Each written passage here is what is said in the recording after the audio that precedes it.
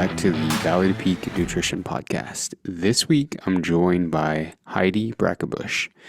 Heidi may be a name that you're familiar with if you follow some of the stuff that we try to put out as far as different content and resources that'll help you with nutrition. Heidi's a dietitian who recently started contributing towards Valley to Peak. So she joins me today to give a little introduction, some background on her, some projects she's working on for Valley to Peak, and a story of her solo bull elk hunt that happened in late September. She talks about the entire process as well as her nearly entirely solo pack out. So it's quite impressive to hear her recap the story, and you'll get all of the details on that as well as some more information about her.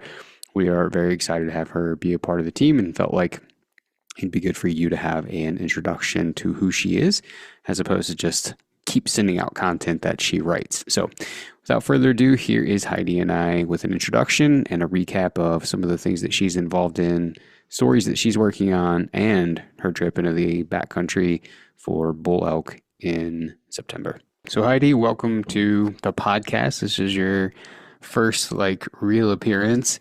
I think there's a couple of things that I think would be cool to cover on here, but there's a lot of people who maybe don't know you. Some people do through the introduction that we did when you first started doing stuff for Valley to Peak. But I think it would be a cool place to start just to have you give a brief introduction of who you are, and maybe we can even go into some background on how you and I connected, because there's that goes back further than just recent. But I think a good place to start would just be an introduction of who you are and kind of how we connected. And Sounds good. Okay. Well, hello, everybody. My name's Heidi Brackebusch. I am from Central Idaho. I was born and raised in Cottonwood, so near the Camas Prairie. And right out our backyard is a ton of recreational opportunities. The reason that my dad specifically wanted to move here is because he was a retiring fisheries biologist and was interested in fishing in proximity to great fishing. So we have recreation on our minds in this area, and I was very lucky to grow up here. And through that, growing up, spending time hunting, fishing, spending time in the backcountry with stock, horses, and mules, I just grew to love it and wanted more, and decided that that's how I wanted to spend my free time. So I decided to go to school in the area so I could kind of keep connected with the place that I love so much. And I attended the University of Idaho right there in Moscow and decided to study food science because I've always had a love for food and cooking. And living in Central Idaho, growing up, I worked at a backcountry ranch where I had a really amazing mentor in the kitchen. Her name's Judy Hull, and she wrote a cookbook that really kind of set the course of my life in interest in food and nutrition. So through all that, I decided to study food science. And through other influences from this backcountry ranch, I was encouraged to fight wildland fire to pay for school, which was another really amazing and kind of pivotal point in my life. Really, it changed my life. So I applied to fight fire and got on with a local crew to this area here in Grangeville, and did that mostly to pay for school, but completely fell in love with getting paid to be outside and working with other like-minded folks who also love to be outdoors. So through my wildland fire work, I believe, Kyle, is where I got connected to you. So listening to podcasts is a pretty common thing to do, coming and going from fires. So I think it was an episode that you had done with the Anchor Point podcast, maybe. Maybe you remember right which platform it was, but I think it was the Anchor Point podcast. I heard you as a guest on there. And through my schooling in food science, learning about nutrition and applying it to kind of the athletic population, I remember hearing what you had to say and thinking, this really aligns with what I'm learning in school and seems to be good research-backed information. So I reached out to you because that's just kind of who I am. I like to make connections. I love, it sounds cheesy, but networking, but just knowing people who have common interests. So I think I reached out and I just said hey, I love what you're doing. Maybe you remember this differently, but love what you're doing. I don't even remember what else I said, but no, mostly just wanted to connect with you. That's almost exactly how I remember it. So it was, this was 5 years ago, 6 years ago, probably, right? I mean, it was a long time way ago. back. Yeah, and so you had it had to have been Anchor Point, but I remember you at that time Instagram was like the thing as far as communication and networking and all of that. It's like since died way off, but I remember you sending a message on Instagram and basically saying, who you were, what you were interested in, and if I remember right, the question was directed at trying to decide whether or not you wanted to pursue your RD versus a general nutrition degree. And, you had several questions about that. And I actually get messages from that a lot from students, and it's almost always the same question, like, should I pursue RD? What's involved with that? Et cetera, et cetera. So that was like 5 or 6 years ago that you had reached out. So we spoke then, and then we kind of like kept in contact since then. You would occasionally send me a message about stuff that you were working on up at U of I, and then you started to pursue your RD. And if I remember right, there were some, you had some questions about that. So like we just sort of stayed in touch every few months or so, throughout the last 5 or 6 years, if I remember right. No, I think you're totally right. And now I remember how kind you were because when I sent you that message, you pretty much said, like, call me. And I remember actually standing in the hallway in one of the buildings at the U of I, in the Nichols building. At the end of the hallway, I was staring out the window and I was talking to you because you were giving me some really solid advice on pros and cons to pursuing the RD and kind of what your path was through that. And just we started to get to know each other and how you found your way to becoming a dietitian. And I just remember thinking, okay, this seems like a really solid idea. And Kyle had a really great take on it. And you were doing and are doing something that I think is awesome and totally a place that I could see myself being. So I thought, I think I should do it. So it really, yeah, thank you for reminding me. Yeah, exactly what we had talked about. And it seems like it wasn't that long ago, but yeah, that was prior to pursuing the RD and pursuing the master's degree at U of I. So Yeah, that's and I crazy. You're right. and I don't I mean I definitely don't want to intrude on or rush your story, but obviously we as Valley to Peak started to grow, wanted to bring someone else on that had some RD experience and more of the scientific nutrition side of things. It was almost a no-brainer for me because for a lot of reasons, but one of those was, looking back for me, and this is just to give people backstory on who you are because you started appearing in our newsletters and posts and stuff, and some people are like, "Who is this?" And then other people have listened or read the background on, where you came from, but I think this is just good insight. So whenever we started looking at this, it's been cool for me to look back and see you worked for it, right? I mean, you called 5 or 6 years ago. I know what's involved with, pursuing that. You went through all of the steps. You got credentialed. You did a great thesis on wildland firefighting and nutrition. You've done and read some of Dr. Brant Ruby's work, who we have had on the podcast before. So looking back, like it wasn't just about you fitting the niche, although nobody fits the niche more than you. It was also about like, here's me having had watched someone be resilient, go through this iterative process to get credentialed, and is now here. So, like, for me, it was a no brainer. And selfishly, it's been fun for me to be on this end and watch you, go through every step to be where you are. It's like you're here, you're on equal playing field. You are as much an RD as anybody else, and I've watched you go through those steps. So it's been cool for me from that standpoint. Well, thanks, Kyle. It's pretty fun to be here because I've thought through the stages like I want to be like Kyle when I grow up, and now I'm getting to work alongside you and help you with some of this effort, and work with this population that we both are a part of and care a lot about. So Yeah. it really is cool and very humbling. And thank you for the opportunities. This is Yeah. awesome. Well, it's awesome to have you. So in that vein, I think it's a good segue, and we're like glossing over 8, 5 to 8 years that were pretty pivotal in your life. But nonetheless, in the name of time, there's a couple of things that I think would be cool to sort of highlight as a part of this. Number one, so you do have your RD, you have done some, you do some RD work throughout the year, but can you talk a little bit about like what your summer job is and then kind of what you do in the winters you continue to work with the Wildland group? Absolutely, yeah. I still work for the Forest Service as in the recreation capacity now. I now work in the Forest Service as an animal packer is my job title now.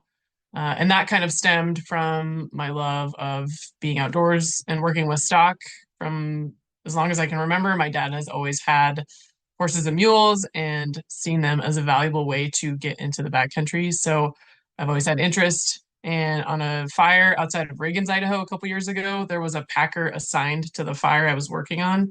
And I remember wearing the boots and greens and being on the crew, and our division was being supported by mules. And I thought, I really want to do what that guy's doing. Like, that looks awesome. That's got to be the next thing. So it took a little while. I fought fire for a couple more years, but near the end of my graduate degree, there was a posting open for a packer position. So I applied for it and have worked. This is my second season working as a packer, one of two on the Nez Perce Clearwater National Forest. So that's been a really neat way to stay busy, work outside in the summer, work with stock. It's a very physical job, but it's only about 9 months out of the year. And then in the winter, I work with the Forest Service still in wildland firefighting. I work with the Apprentice Academy quite a bit, and I work teaching nutrition education to wildland firefighters amongst a greater program on human performance optimization. So there's folks doing like physical therapy type teachings and exercise program design and mental resilience and other components of kind of the human element of wildland fire. And then I come in and help with some of the nutrition content. So that's been a really cool way to use my master's thesis to develop education. Awesome. Tell me, so like going back to you being a packer, so for people who maybe aren't familiar with what that is, because it's not like you go to a ranch and work inside of a stable all summer working with pack mules. Can you sort of like 30-foot overview describe what it is that your job entails in the summer as a packer? Sure, yeah.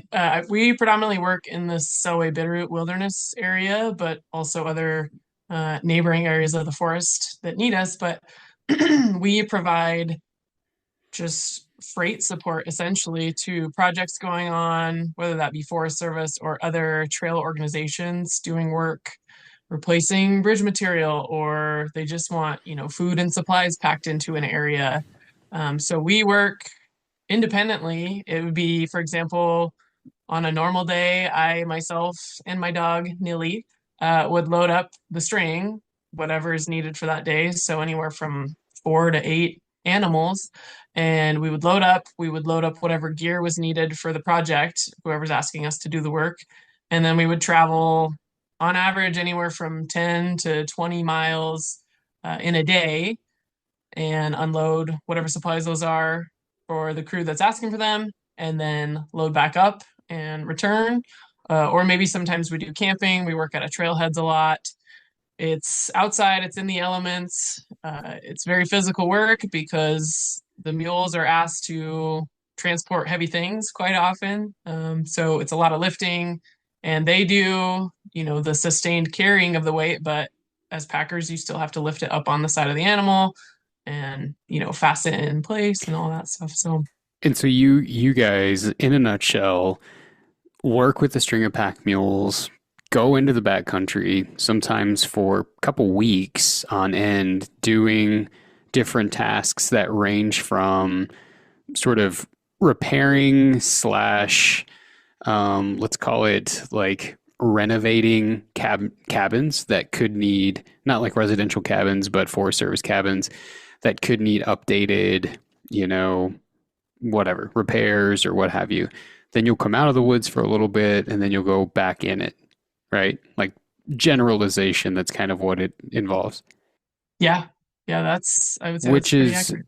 which is very funny to say you want to be me when you grow up because I want to be you when I grow up. Like that just sounds like the We'll just have to coolest job job shadow each on other. the planet, right? I mean, I always say like in another life, had I known about it pre-kids, pre being married to Lindsay, I would have been like wildland firefighting. Like that to me just seems like something that would have been an awesome job again in a different time in life. But yeah, you're living I think you're living the dream of a lot of people, which is cool for you to get to do. Yeah, I feel every time I think about my job descriptions throughout the years, I've just thought I get paid to do things that people do on vacation. And I have gotten away with that for like year after year after year. And I'm still, covering the bills and enjoying my time. And really, I have to pinch myself all the time because every time I set my sights on something new, I think that'd be really fun to do. And somehow I find a way to get paid to do it. So I feel really lucky. And I know it's probably not forever. At some point, we will settle down and start a family, and I'll have a really great journal to reflect on. But I'll probably always find a way to do things that just make me content and I have fun doing. Yeah. So speaking of vacation, doing things that make you content, things that you love doing, you recently went on an elk hunt, right? And it's not like that's not like uncommon for you. You guys, like you said, you've grown up hunting elk. So the most recent one though was late September. Hmm. All right. So lay it out from the beginning, like just recap a little bit of that. Yeah, I'll try not to get too into the hunting story mode because we don't hunt forever. But I had a small opening in my schedule between work and the next bout of work, really, midweek. And the tag that I was holding, was coming up on the end of its time frame of opening. So I thought I need to get out there. If I envision myself getting an elk, then the only way to do that is to go spend time in the woods. So I planned a really short hunt, like a Tuesday through Thursday, because that's all I really had time for. And my husband thought I was crazy because I was hunting by myself. And what am I going to do if I get one? And I was like, I probably won't get one, but I can't just sit here and talk about hunting and, not actually go. So I went to an area that I hadn't hunted before, but I'd spent a little bit of time there and had done just a little bit of checking maps and stuff. So I kind of had a plan to go in and just do some glassing the first evening from kind of a high point into another basin that I wanted to hunt the next day. And when I ended up hiking up to that high point, I brought stuff to spike out just because I thought I better make the most of these 3 days.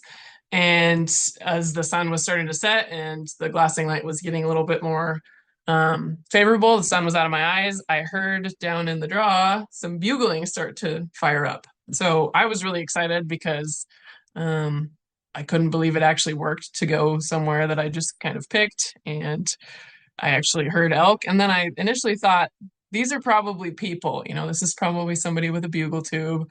But as the sun started to set and I set up my spike camp, I still heard them. And I knew it was too late to kind of make an approach that evening. So I had to listen all night to the bugling, which was awesome and a really cool experience. But I did not sleep at all. I was way too excited. I was just thinking of how I would make it happen the next day and how I would play it smart because I've hunted for a lot of years, but I've had a lot of really great mentors. And this was kind of the first hunt I had done really completely solo. So I ended up making a really early morning approach and got into at least three bulls, all sounding off kind of around me. And so I had to be smart with the wind. And finally, when I could see them, I saw a cow first, and then I saw a really large bull, and kind of tried to make an approach on him and get within range. I was kind of out of my comfortable shooting range at the time. Maybe for some with a really capable rifle, it would have been no question. But for me, I had to get a little bit closer.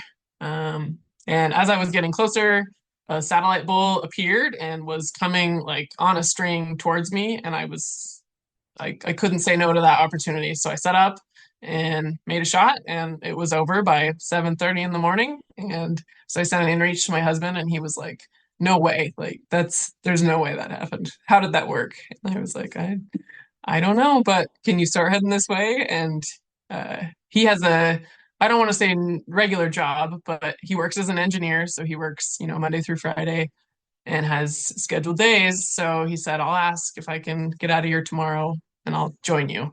Um, so that's it in a nutshell. Pumped for you when you sent me the message and basically just said, "Hey, I'm just getting out of the woods." You sent the message and a little bit of the story. But then you go on and you say, "Okay, well, I messaged Andrew," and conventional wisdom would say, since you do what you do for work, you probably had stock with you or you waited for, help before you started hauling out. But that's not at all what you did. What happened? So you are by yourself, and if I remember right, and if it's okay to say, you're 6 miles in the backcountry by yourself, spiked out, so you have camp. You kill a bull in the morning, day one of a hunt. Here you are, just like waiting because he can't get off work. So what happens after that? Well, I'm kind of an independent person, which is to a fault sometimes because I went hunting by myself and shot a bull, down in this hole that I probably shouldn't have. But I thought I got myself into this. I have to get myself out. So I worked up the elk just like my dad taught me. And I had quite a bit of practice with that. So I felt pretty comfortable in that. But I knew that I had to start backpacking it out because by the time I got back to the trailhead, drove to where my stock are located and came back in with help, it would have been 2 days from then before I would have got the final quarters out. So I thought I needed to start backpacking. So I just loaded up and started packing meat. So I packed the first load, got back to the trailhead, and Andrew said he could come that evening. So I went back in for another load and came out that same day. So as I was coming out, it was probably midnight as I was getting back to the trailhead where Andrew was supposed to meet me, my husband Andrew. And I told him to start hiking in if he got there after he got in from leaving work. And so we started hiking in. And as I'm getting closer to the trailhead, I see this headlight coming in the dark. And I was so happy because I hadn't slept at all the night before. I'd been up, working the elk up starting at 7:30, and then from then at about 10:30 I was able to start my first load. So from 10:30 to midnight I was, yeah, hiking half of that time with weight in variable terrain. And this is not to brag, it was probably a bad idea, but my father-in-law was like, would you do that again? That seems crazy. And I think I would, Kyle. I think at this stage I felt physically ready and I had a ton of snacks. So Yeah, no, I don't think that it's, I mean, you and I have talked about this separately. I don't think that it's bragging at all. I think it's awesome that you have so much experience in the woods and confidence in yourself, confidence in your abilities to go and do that on your own, right? And successfully. You have the skills taught to you by your dad on how to, you know, cleanly take care of it and then obviously get it out and just why wait? Why wouldn't I just start hauling meat instead of waiting on people, right? And I love that. And it was one thing, like I wanted to be sure to, number one, just applaud you for the success. It's a cool story. So I wanted you to be able to get the opportunity to share that because like when you told me I loved it and I thought, man, there'd be probably a lot of people that would love to hear this. But number two, I think it's awesome. I'll call it motivation. That's probably not the right word, but I think it's awesome motivation, awesome reminder for, we can get so lost in our own head and the analytics and detailing things out that we forget to just start doing.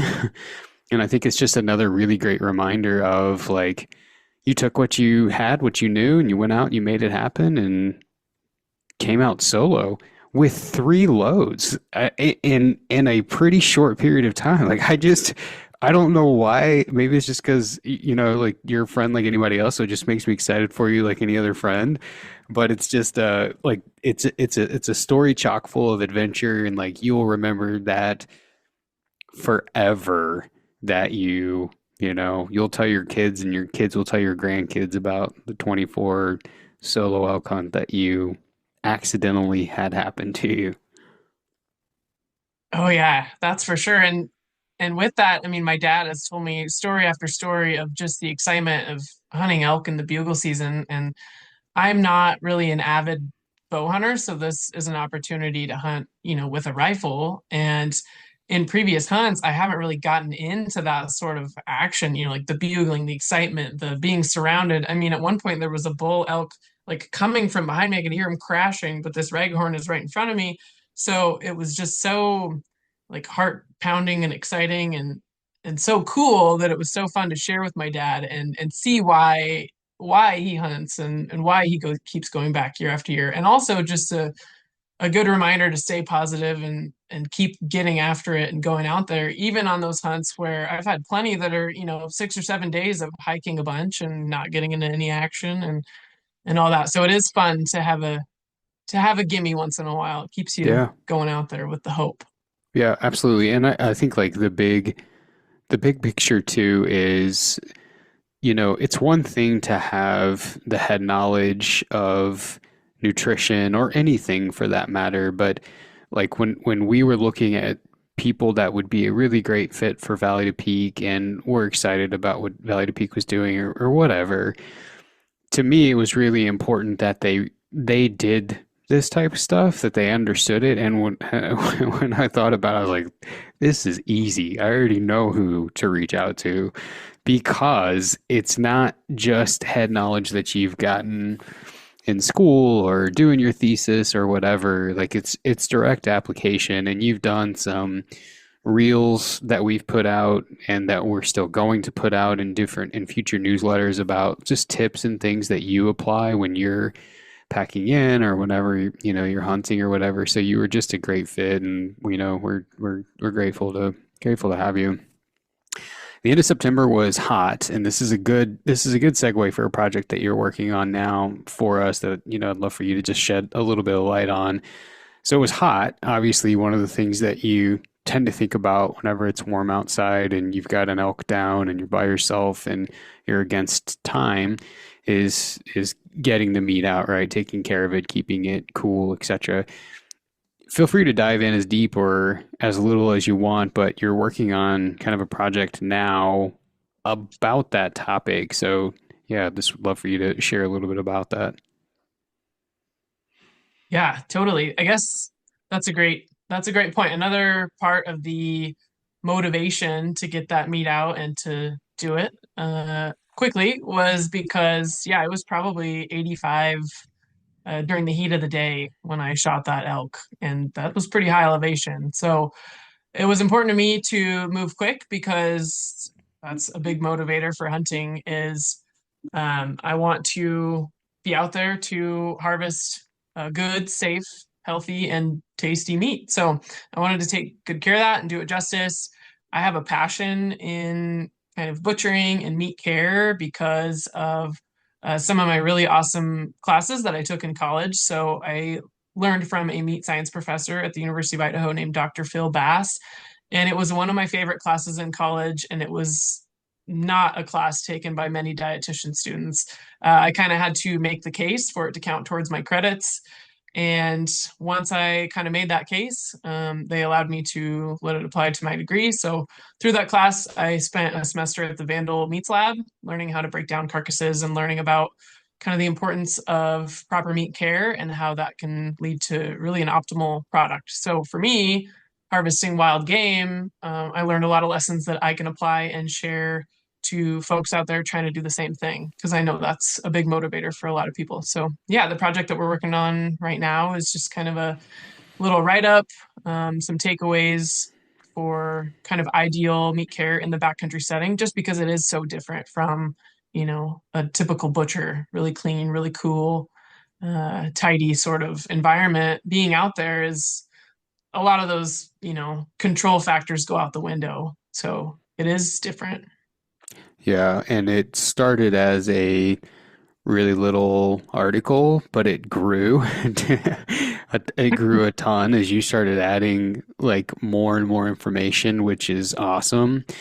And so I think that the direction we're probably leaning in is creating some sort of a guide that people can, download and use. And so it'll it'll kind of include obviously the meat care component of it, and you've got some really cool elements and perspectives on that, some contributions from the professor that you had up at U of I. And then obviously, since we're a nutrition focused company, some stuff about the nutrition, right? Like many people will say the reason they go out and harvest their own animals and hunt is for the quote organic lean protein. But I've can tell you through analysis that we've done, most people would be unable to tell you like what that means, what nutrients are in there that you deem as so valuable besides protein and besides lean. You know, what qualifies it as being such a superior source of protein, and is it even? And obviously, we could say all sorts of things subjectively, but that's one of those things you have to look at objectively. What nutrients does it have in greater or lesser quantities than a different source of protein, or that? So, yeah, I think it'll be started out as just like a potential journal article, but has grown to be what I think will probably be a really cool guide. So I'm pumped to see you keep working on it. Yeah, it's been fun, and obviously some fun recipes included in there too. Just some kind of creative ways to use different cuts that maybe most folks traditionally haven't utilized in these ways. So that part's been fun too, because getting in the kitchen is great too, and it's always satisfying to cook up that piece of meat that you've seen go from live animal all the way to your dinner plate. It's pretty cool.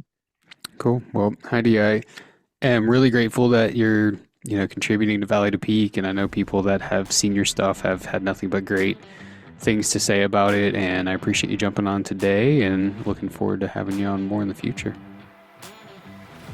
Yeah, thanks so much for having me, Kyle, and I look forward to doing some more work with you and getting to know all the followers of Valley to Peak too. I want to say thanks to Heidi for joining me today, as well as what she's contributing to Valley to Peak.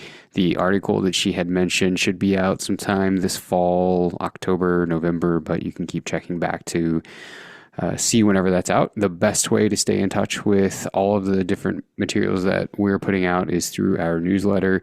There is stuff that we put out that's not on any of the social media channels, and we don't really plug anywhere except for on there. We started doing some different longer form Q&A stuff on YouTube that people have seemed to really enjoy. That's in our newsletter whenever those release, as well as information about upcoming things that Valley to Peak has going on. Here is a little insider tip if you're interested. A lot of the resources that we have will soon be discounted a little bit. So if you want more information about that, follow our newsletter. And again, you'll get information about when that is, what it is, and how it'll be discounted. We'll be back again here in another couple of weeks with another episode. Appreciate you joining us. Have a great week, everyone.